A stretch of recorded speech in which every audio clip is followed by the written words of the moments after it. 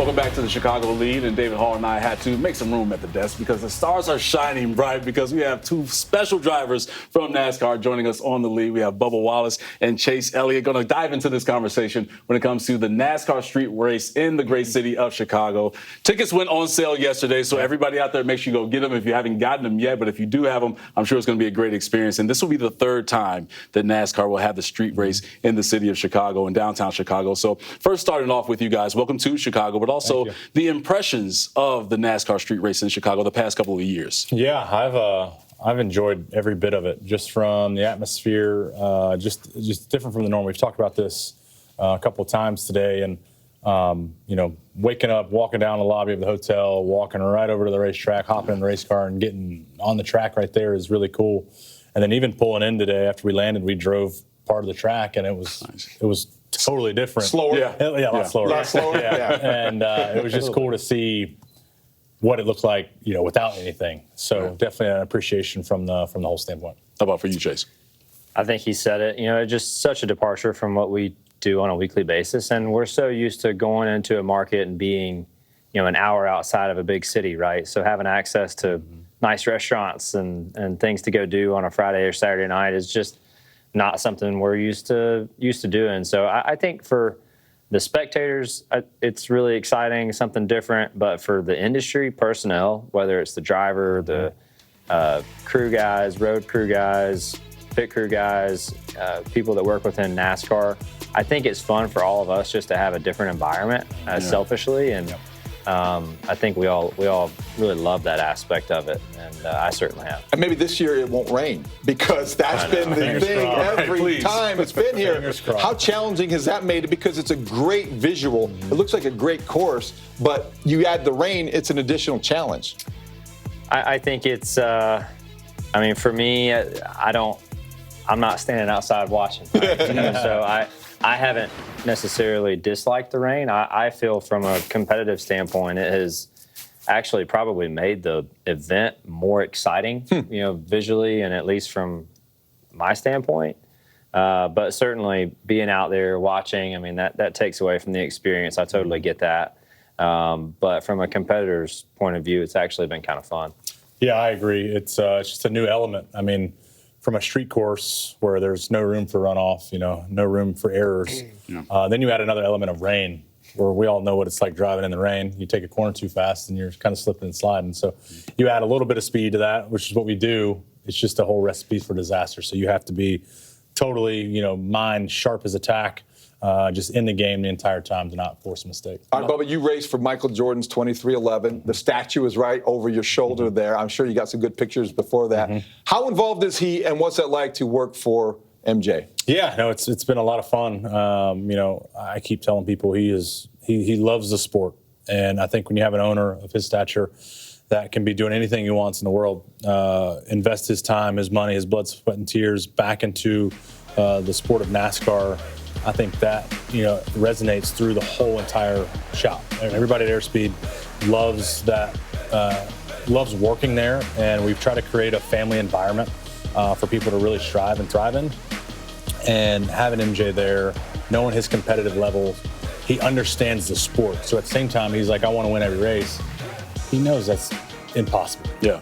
But he wants us to be in contention. And he's asking questions on why we didn't win that race and getting a better understanding of the sport. So he likes to think he knows everything about NASCAR, so it's nice to give some jabs back at him that he doesn't. But all in all, it's a good time. Yeah, no doubt. You talked about the competitive nature of Michael Jordan. We know that well documented, especially in the city of Chicago, playing for the Bulls. But how much did you find out from that competitive nature from Michael, and how that aligned with your competitive nature? Did it align? Did it also maybe elevate your competitive nature as well? Yeah, well, I think it's the same competitiveness that Chase and I share. We just want to win, right? You do whatever it takes to win, and you put a lot of effort and a lot of time into your craft, and that's what MJ was big on. He was just, you work hard and the results will follow. And so that's what he's told us back at Airspeed, and it's continuing to work out for us. Chase, 7 years in a row, you've been voted the most popular driver. Why do you think that is, and who's the biggest threat to your crown? That's a good question. I've always, and every year that goes by, you kind of sound like a broke record in trying to explain this, but maybe it's a humility Well, I don't. I think that for me, my family has had a long history in the sport, and I've always kind of looked at the award as really kind of an extension of my family's place and their involvement and the footprint that they left in racing, because it was, fortunately, it was a pretty big one, right? And I think that they have a lot to be proud of. And for me, I'm kind of the only Elliott of my family left that's still involved in the sport on a weekly basis and out here, competing. And for me, I have always tried to put that at the forefront of the award, because I recognize that I think that carries a lot of weight with it, in receiving it. But, we talked about this earlier. I didn't set out to want to be, that wasn't why I wanted to be a race car driver. I recognize that, and I appreciate that as time has gone on. But I just wanted to be one of the best, and I wanted to compete at a high level. And been fortunate to have a good career thus far. I've enjoyed my time. And not to be confused that I don't appreciate our fans, because they've been great to me, and seeing T-shirts and hats in parts of the country I would have never have imagined. So it's been a fun ride. All right, so we got to get some tips from a couple of pros here when it comes to just dealing with rough terrain, because in the city of Chicago, we have every type of weather that you can think of. We have rain, sleet, hail, snow, every single thing. So with you guys, you've both driven on dirt before. So any tips for driving on rough terrain that you can give to us average drivers out there of what to navigate and how to kind of keep calm? Bubba's just like, man. I'll defer to Chase on this one. Why? You can navigate better terrain than I can. I don't know. Look ahead, eyes forward. Yeah.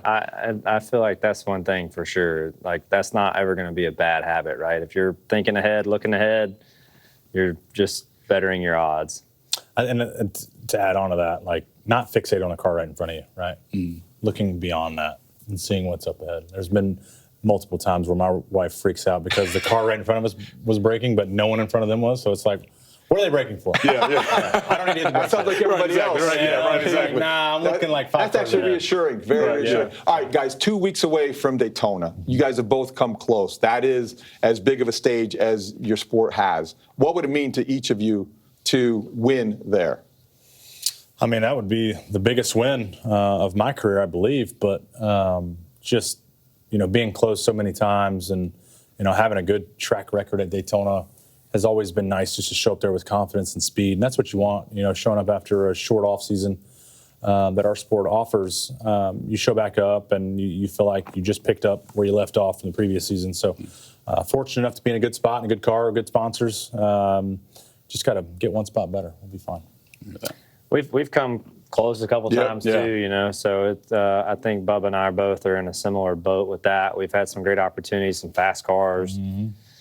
I've made mistakes that have probably cost us a chance or two, and then some things that have been outside of my control as well. So, you just hope one day all the cards kind of go your way, and that race is just so crazy, and so much can happen, and there's so much that's out of your hands that just putting yourself in position and just kind of hoping things will fall your way is sometimes all you can do down there. So it's a fine line, but a great way to start our season for sure. A lot of excitement around that, and no better way to kick it off than with a win, I'd have to say.